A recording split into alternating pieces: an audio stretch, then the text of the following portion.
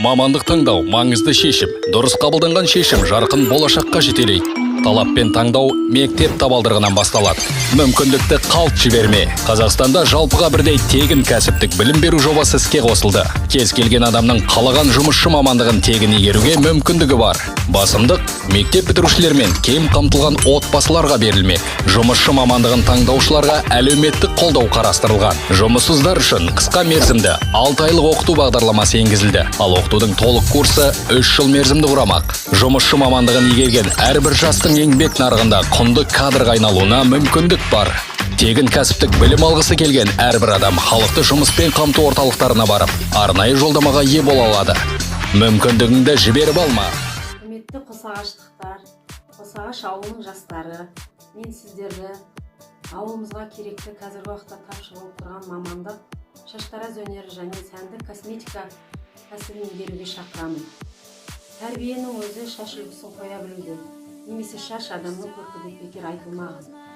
Қазіргі кезде дамыған 30 елдің қатарына енген мемлекеттердегі халықтың 85%-і мемлекетке қол жаймай, осындай кәсіптер арқасында байып, мемлекеттің дамуына да өз үлесін қосуда.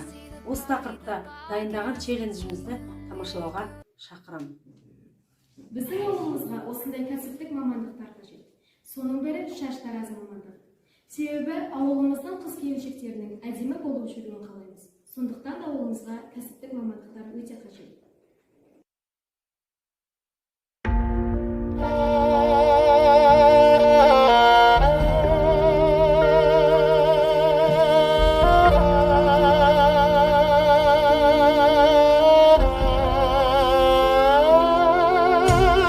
Қазақ қызы намысым сыңғырлаған сезімдей, Айша бибі домалақ аналардың көзіндей, баян сұлу қыз жібек еңліктердің өзіндей, намысыңды ерлерім қорғас екен төзілмей. Мәншүгіммен әлиям жаудың бетін қайтарған, ләззатыммен сәбирам гүлім еді жайқалған, фаризаммен марфуғам елдің сөзін айталған, қазақ қызы ешкімнен кем түспей айталман. Ахо, ардай,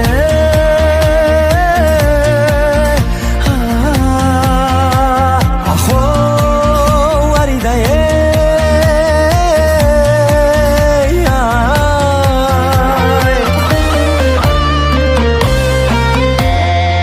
күләшіммен майрам бар осыдан біл анам күн, бибігүл мен роза апам шоқ жұлдызы ғаламның, Мәдина апам жез таңдай